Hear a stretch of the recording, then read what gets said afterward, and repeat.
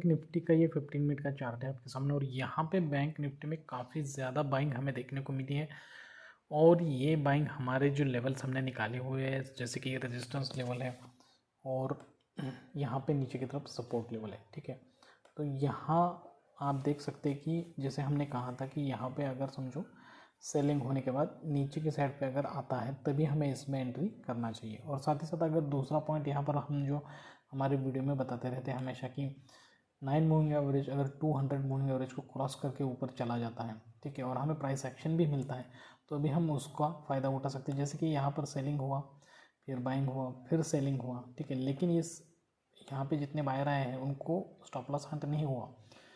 जैसे ही ऊपर चला जाता था आप इस वाले कैंडल पे एंट्री कर सकते थे, यहाँ इसके नीचे स्टॉप लॉस लगा सकते थे और बिल्कुल 1:1 1:2 रेशो आपको यहाँ तक आते आते मिल जाता। ठीक है, लेकिन दोस्तों अब यहाँ पे मैं आपको बताऊँगा कि कल के लिए हमें किस तरीके से तैयारी करनी है बैंक निफ्टी की। ठीक है, साथ ही साथ क्रूड ऑयल में हमारा जो कल का पोजीशन है वो भी मैंने एक्सटेंड कर दिया है, उसमें हमारी क्या सिचुएशन ये भी देखेंगे। दोस्तों मैं हूँ श्रीशैल और आप सभी का स्वागत करता हूँ आपके अपने YouTube channel trade with attitude में। दोस्तों यहाँ पर अब बैंक निफ्टी ने यहाँ पे जो रेजिस्टेंस है उसको ब्रेक कर दिया है। अब रेजिस्टेंस को ब्रेक कर दिया है, कल अगर बैंक निफ्टी इसी लेवल पे ओपन होता है और कई देर तक यहाँ पे कंसोलिडेशन करता है फिर नीचे के साइड पे आता है तो समझ लेना कि यहाँ से बैंक निफ्टी में सेलिंग ही होने वाली है। और जैसे अगर ऊपर आ रहा है लेकिन इस लेवल के ऊपर नहीं जा रहा है या फिर ऊपर भी गया तो हमारे स्टॉप लॉस हंट नहीं करना,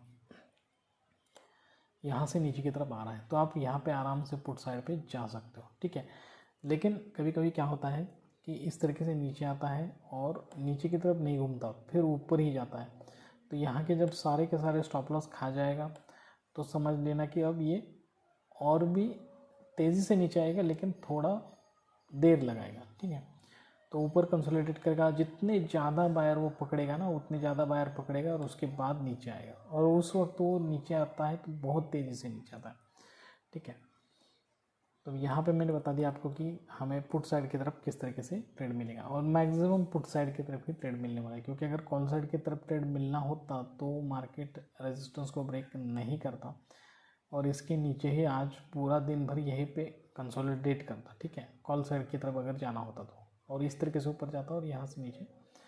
ओवरऑल मार्केट है, मार्केट में कुछ भी हो सकता है। अगर ओवरनाइट कोई ऐसी बहुत बड़ी पॉजिटिव न्यूज़ आ जाएगी तो फिर मार्केट हमारे एनालिसिस के खिलाफ भी जा सकता है। ऐसे कोई परफेक्टली मार्केट में नहीं है कि कल के बारे में आज बता सके, लेकिन मैं यहाँ पे एक ओवरऑल आपको एक अंदाज़ा दे रहा हूँ कि अगर समझो इस तरह की सिचुएशन बनती है तो हमें किस तरीके से सोचना चाहिए और वो उस वक्त पे डिपेंड करेगा जब आप ट्रेडिंग के लिए बैठे हो उस वक्त की सिचुएशन क्या है। ठीक है, अब यहाँ पे अच्छा खासा पुट के लिए हमें दिखाई दे रहा है और कॉल के लिए नहीं दिखाई दे रहा है। फिर भी जैसे कि आज हमारे यहाँ इस तरीके से प्राइस एक्शन बना, अगर इस तरीके से प्राइस एक्शन फिर भी बन जाता है, जैसे कि यहाँ से सेलिंग देता है और यहाँ पे कई देर तक कंसोलिडेट कर रहा, नीचे नहीं आ रहा, फिर ऊपर जा रहा, फिर इस तरीके से, तो आपको ऊपर की तरफ कॉल साइड के लिए भी देखने को मिल सकता है। तो इस विचार से आप कल के लिए जैसे प्राइस एक्शन सिखाया है उसी तरह तैयारी करना। और यहाँ पे देखो ये लेवल सेम रहेंगे, हमारे रेजिस्टेंस लेवल, सपोर्ट लेवल, और ये हमारे लिए सप्लाई लेवल ही रहेगा, सप्लाई लेवल रहेगा। ठीक है, तो मैक्सिमम पुट साइड के बारे में ही सोचना आप,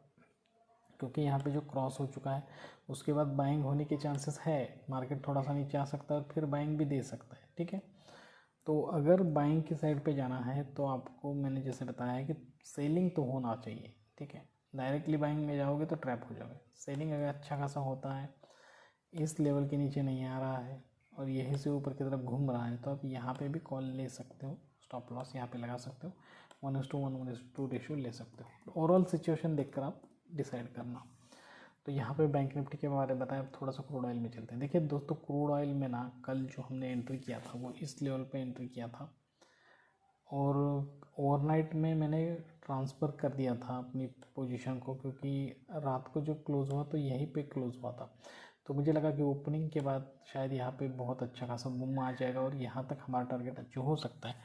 लेकिन ओवरऑल यहाँ पे जो सिचुएशन दिखाई दे रही है उस सिचुएशन तो ये पता चल रहा है कि बायर अभी भी वीक है। ठीक है, बायर अभी भी वीक है। इस लेवल के नीचे हमने स्टॉप लॉस लगाया है, आप देख सकते हैं यहाँ पर हमारा स्टॉप लॉस है। इस लेवल के नीचे सेलर पावरफुल नहीं है। ठीक है, तो यहाँ तक सेलर आए अभी तक और इस लेवल के नीचे बेचना नहीं चाह रहे हैं तो यहाँ से फिर बायर आ गए। अब यहाँ पे बायर अगर आते हैं कंटिन्यूसली रहेंगे और साथ ही साथ अगर ये जो सेलर है जो यहाँ पे है, इनका अंदाज़ा क्या है कि इस लेवल के ऊपर मार्केट नहीं जाएगा, ऊपर बाइंग नहीं होगा, इसके ऊपर बायर नहीं आएगा, ऐसा ये सेलर सोच रहा है।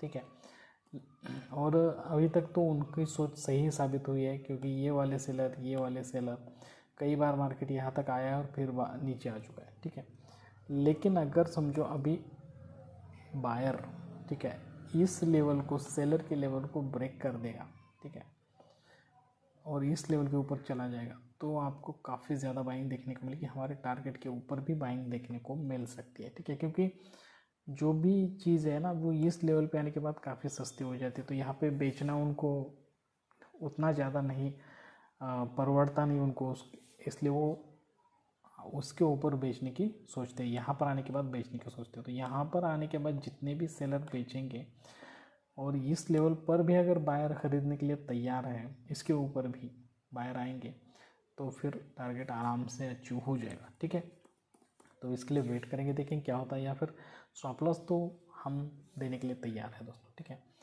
अब यहाँ पे क्रूड ऑयल में हमने देख लिया, अब निफ्टी में देखेंगे क्या है।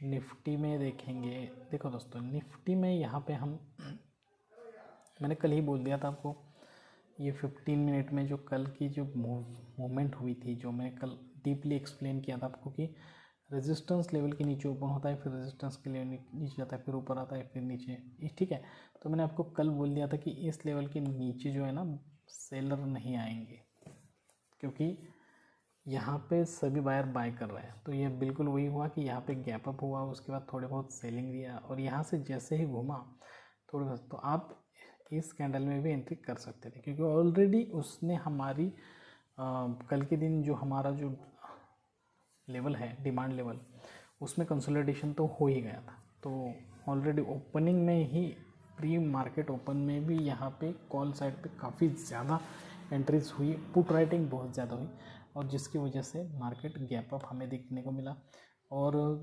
ओवरऑल निफ्टी प्लस था, तो उसकी वजह से बैंक निफ्टी भी प्लस हो गया। ठीक है, और तो आप यहाँ पे अगर एंट्री लेते ना, तो आप स्टॉप लॉस समझो, अभी मैं यहाँ पे लगा के दिखाता हूँ कि आपको स्टॉप लॉस के बारे में किस तरीके से सोचना चाहिए।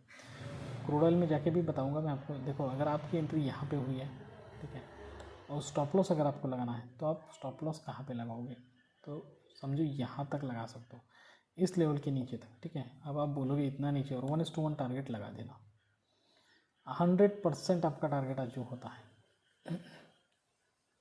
अब इतना टारगेट, अब ये लगाने के बाद आपको सिर्फ ये सोचना है कि एक तो मेरा स्टॉप लॉस हंट हो जाएगा, एक तो मेरा टारगेट अचीव हो जाएगा, और आराम से बैठे रहना।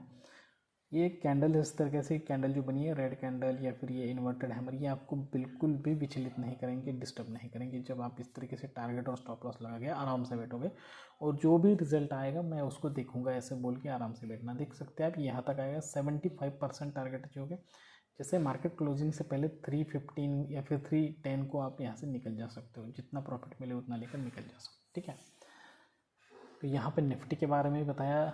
अब यहाँ पे जो सपोर्ट रेजिस्टेंस है ना, बिल्कुल सेम रहेंगे। अभी निफ्टी के बारे में अगर सोचो, तो निफ्टी का कैंडल यहाँ बीच में अभी तक सप्लाई लेवल तक नहीं पहुँचा है। अगर निफ्टी को कल के दिन नीचे आना है, तो उसको सप्लाई में रेजिस्टेंस को ब्रेक करना पड़ेगा, थोड़ा कंसोलिडेट करना पड़ेगा, फिर नीचे आएगा। फिर अगर ऊपर नहीं जा रहा है, नीचे आ रहा है, तो अब इसके ऊपर स्टॉप लॉस लगाकर 1:1 1:2 रेशियो, जैसे कि मैंने अभी आपको लगा के दिया है, उस तरीके से ट्रेड ले सकते हो। ठीक है, लेकिन अगर निफ्टी रेजिस्टेंस लेवल के नीचे ही कंसोलिडेट कर रहा है, ठीक है, और इस तरीके से ऊपर जा रहा है, फिर नीचे नहीं आ रहा है, फिर यहीं से ऊपर घूम रहा है, तो इसके नीचे स्टॉप लॉस लगा देना। ठीक है, यहाँ पे एंट्री हो जाएगी, 1:1 1:2 रेशो निफ्टी में ले सकते हो। तो कॉल और पुट साइड के बारे में दोनों में बारे में बता दिया। या फिर कभी कभी ऐसा हो सकता है कि गैप डाउन हो सकता है, या फिर ठीक है, फिर एक बार अगर डिमांड लेवल पे आता है, रेजिस्टेंस ब्रेक करता है, कंसोलिडेट करता है, फिर ऊपर जा रहा है, फिर तो यहाँ पे सेकंड अपॉर्चुनिटी आपको फिर एक बार मिलेगी। यहाँ पे लेवल पे आने के बाद बायर फिर एक्टिव होंगे, तो यहाँ पे कॉल ले सकते हो। ठीक है, लेकिन अगर यहीं से सेलिंग हो रही है, ठीक है, और हमारे सपोर्ट लेवल के ऊपर ही कंसोलिडेशन किया और यहाँ से सेलिंग हुई, फिर बायर आए लेकिन ऊपर नहीं आ सके और यहाँ से सेलिंग कर रहे हैं, तो यहाँ पे आप स्टॉप लॉस लगा के पुट साइड की तरफ भी जा सकते हो। ये सेम बैंक निफ्टी में भी अप्लाई करेगा। ठीक है, एक बार क्रूड ऑयल की तरफ देखते हैं क्या हो रहा है। देखो, यहाँ पे सेलर काफ़ी ज़्यादा एक्टिव हो चुके हैं, लेकिन देखेंगे अभी क्या सेलर हमारे इस लेवल को ब्रेक करके हमारा स्टॉप लॉस खा जाते हैं? खा गए तो लॉस लेने के लिए तैयार रहना है, ठीक है, कोई दिक्कत नहीं। क्योंकि ओवरऑल क्या हो चुका है कि यहाँ पे जो 200 मूविंग एवरेज है ना, उसको टच कर चुका है 9 मूविंग एवरेज, जैसे नीचे आ चुका है। लेकिन अगर इसको ब्रेक कर दे ना 200 मूविंग एवरेज को, तो बहुत ज़्यादा बाइंग हो सकते हैं। देखेंगे अभी क्या होता है। अगर अच्छी तरीके से हमारा टारगेट अचीव होता है तो उसके ऊपर भी वीडियो बनाऊंगा। तो दोस्तों आज के लिए बस इतना ही। अगर ये वीडियो आपको अच्छा लगा, इन्फॉर्मेटिव लगा, तो प्लीज़ हमारे चैनल को लाइक करना, शेयर करना, सब्सक्राइब करना, ज़्यादा से ज़्यादा अपने दोस्त रिश्तों के साथ हमारे चैनल को शेयर कीजिए। जल्दी इस तरीके के अच्छे और इन्फॉर्मेटिव वीडियो के साथ आपसे फिर से मुलाकात होगी। तब तक के लिए दीजिए इजाज़त। Thank you very much. Bye bye.